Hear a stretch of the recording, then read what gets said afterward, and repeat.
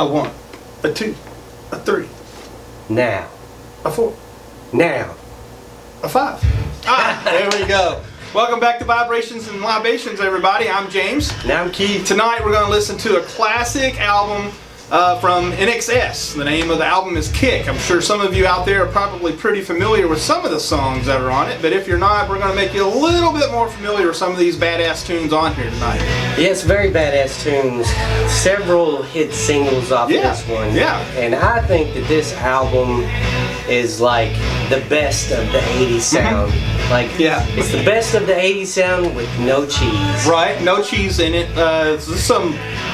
I don't know how else to describe it other than just say some real 80s rock and roll music. I mean, it is what it is, and when I remember when Inxs came out, they just kind of took over the world for a short time. Right. And this album come out, and it was just, that's all you heard on the radio. And like he said, there's several hits off of this album, and we're going to talk about those tonight. But right now, this song it's playing right now is Guns in the Sky. Starts off the album. It's kind of got a little weird start off to it with I don't know if the guy's coughing or grunting or what he's doing, but he's having a good time. My wife heard the start of this album. She's like, that's kind of interesting. I'm like, just wait till you hear the rest of the album. Right. Of course she didn't, so, you know. She would love it. She would. Listen to it, Mary Jo. Yeah, give it a chance. I know she likes the songs on it that were hits anyway. So. Right. So what are we drinking tonight, Keith? Tonight we're drinking O.Z. Tyler bourbon from Owensboro, Kentucky. Right down the road. Right. This is made at the O.Z. Tyler Distillery. It just opened up like just a couple, 3 years ago maybe. It was a distillery a while back, and then they reopened it. And so we're going to be taste testing this for you guys. Right. I've heard. If you look at the bottle, I've already taste tested it some, so I already have my opinion on it. But I get mixed reviews from people on this. So. Yeah. I'll be honest with you. I kind of get mixed reviews from myself on it. Sometimes I'll drink it, I'm like, and sometimes I'm drinking, I'm like, it's not too bad. So I think it's only aged for a year and 1 day. Yeah. That's it for this particular bottle. I'm sure the longer they go, they'll start putting out more aged, longer aged stuff. But right now, what we've got here is 1 year and 1 day. Is that the minimum for it? I don't know. Who knows? There's so many different do's and don'ts as far as bourbon goes. So if you know, let us know. Right, let us know, because we want to know. All right, so I'm going to go ahead and pour some of this. Keith, what do you got about some Inxs? All right, Kick is the 6th studio album from the Australian rock band Inxs. It was released in 1987, and it's the band's most successful studio album. It has been certified platinum 6 times over. That's crazy. So they've sold like 20 million copies worldwide or something like that. It's insane. There are top 10 singles are New Sensation, which is playing right now. Never Tear Us Apart, Devil Inside, and Need You Tonight. Right. So those are all just awesome songs. They're just awesome. In 1988, on the MTV Video Music Awards, the band took home 5 of the awards for the Need You Tonight video. Right. Wow. It amazes me thinking about that kind of stuff. What year did you say this was? 87. 87. Thinking about that kind of stuff from way back then. And they literally just kind of took over MTV and pop music in general. They were one of those groups where people tried to dress like them, people tried to be like them, people tried to sound like them. And in coming back and listening to this album now, it took me quite a while to actually find an LP of it, but I did, and I think after Keith found his. But as groundbreaking as some of their songs were, like New Sensation, they've got some Rolling Stones kicks in there too, you know? Right. No pun intended there with the album called Kick, but the actual song Kick is kind of Rolling Stones-ish, and Tiny Daggers. Tiny Daggers, I could just see Keith Richards playing that on stage, you know, just strumming out some tunes on that. And but they've got their own sound, and like he said, it's the '80s sound without the cheese. I like how you put that, without the cheese. They, you know, it's funny. You compare them to Rolling Stones. I hear some Doors in there, especially with a song called "Mystify." Yeah, and, I can see that. Which is my favorite track on the album. I'm a huge Doors fan as well. But they've got like it's like this album is something brand new, but with a hint of the old. Yeah, you know. Yeah, you can tell there's an influence, right? A rock influence there, a hard rock influence. So. You know, I guess back in the day, whenever I heard this on the radio, and then maybe there was just too much other stuff that made me think of it like this, but I kind of thought of more, at the time, electronic kind of techno kind of hit to it. But now that I listen to it these days, it's not, I hear rock and that's it, you know. I don't necessarily hear any synthesizer heavy driven stuff. Right. It's got it. It's got it, right. You can hear the 80s in this album. Yeah. You know, we're not lying to you. Yeah. The thing about pop music, though, when it's popular, is that it all tends to blend together. Right. You know, and a perfect example of that, in my opinion, is the group Men at Work. You know, they had their songs that were popular and stuff like that, you know, and it's like, well, it just kind of sounds like everything else. But if you listen to the whole actual album, there's some really good, solid rock songs on there. And the album Business as Usual, I think is the name of it. It's a great album. I suggest anybody who likes 80s rock, who's never actually heard the whole album, to go get that album and listen to it. I think you'll find some songs on that album that you like just as much as Who Could It Be Now, you know, which was a huge hit by them. They've just got some really good rock songs on it. So anyway, that's my rant about 80s rock and pop music. So all right, so let's talk about the bourbon here a little bit, Keith. Like I said, I don't know if Keith has tried this at my house yet or not, but I've had a little bit of it, and like I said, I kind of maybe sometimes I kind of like it and sometimes I don't. I'm not really sure why that is. Maybe it's because of it being something, and I've drank something else before that. I'm not sure, but I do know that if I'm going to drink it, I like it with a little bit of ice. I like it even better with a little bit of cola, like a Coke or a Cherry Coke or Dr. Pepper, something like that. I think it's really good mixed in stuff. I don't necessarily know that I could just sit and sip on this particular bourbon all the time.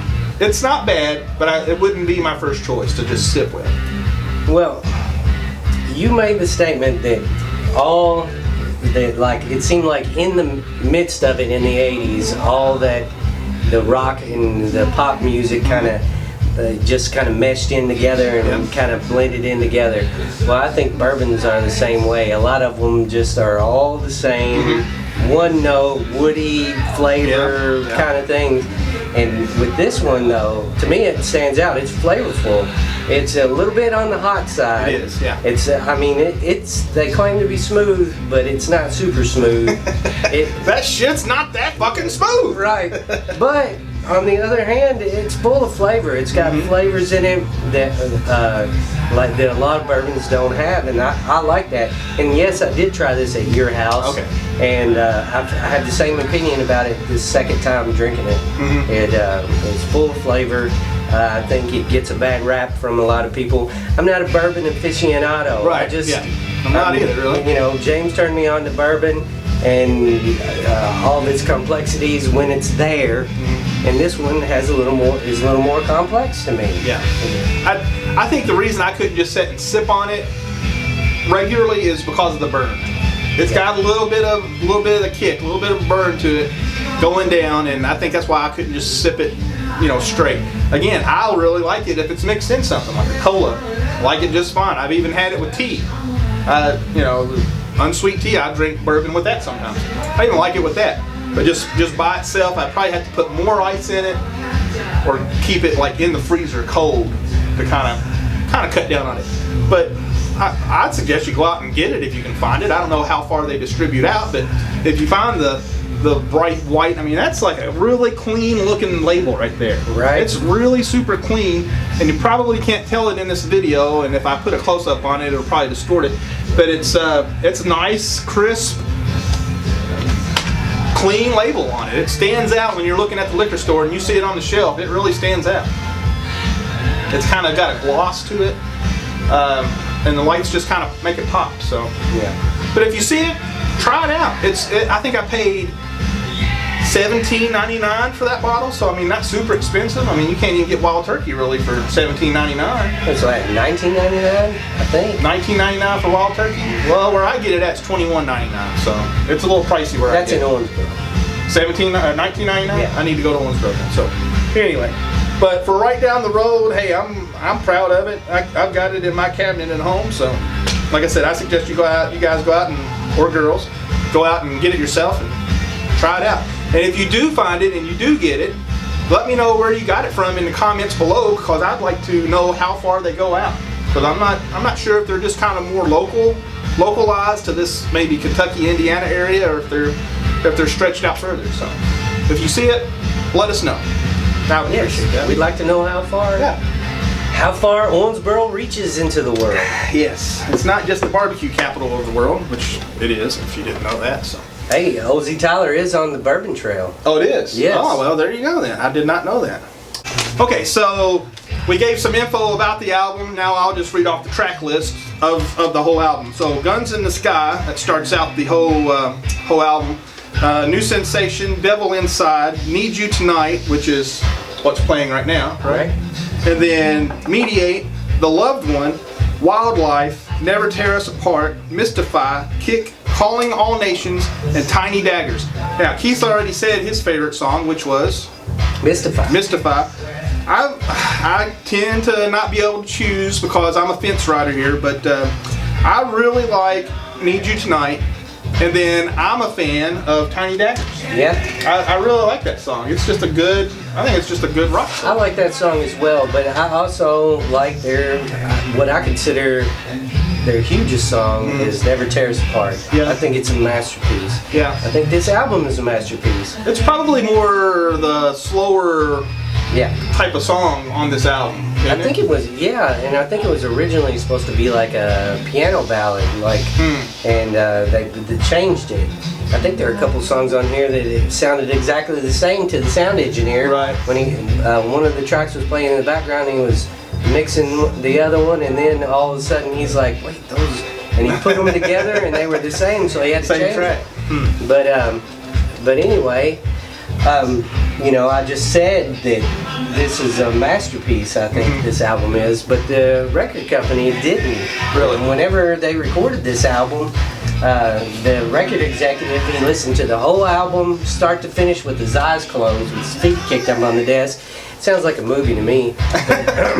But anyway, he said, when it was over, he said, I'll give you $1 million to go record another album. He said, this is shit.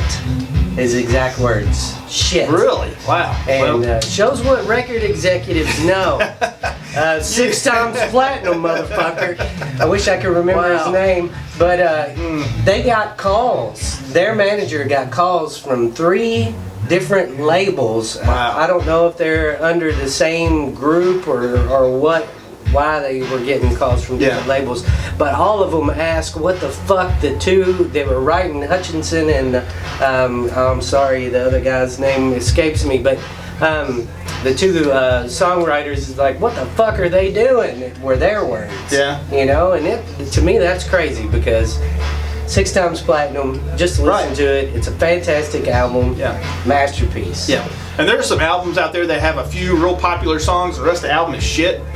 But this is not one of them. I mean, it's got, every song can't be a single, so the ones that they did, it'd be interesting if they put out some of the other songs as singles, if some of those had been as big a hits on the airwave as the ones that were, and I understand you can't just put out a whole album song by song and expect it to, get airplay. I get it, but that's just not the way the industry works. But it's really interesting to think about, with all the songs that were on there, which ones could have also been popular hits. So, and as far as record executives go, they probably, I've never been one, so I'm just talking out of my ass here, but they probably are some of the luckiest bastards in the world.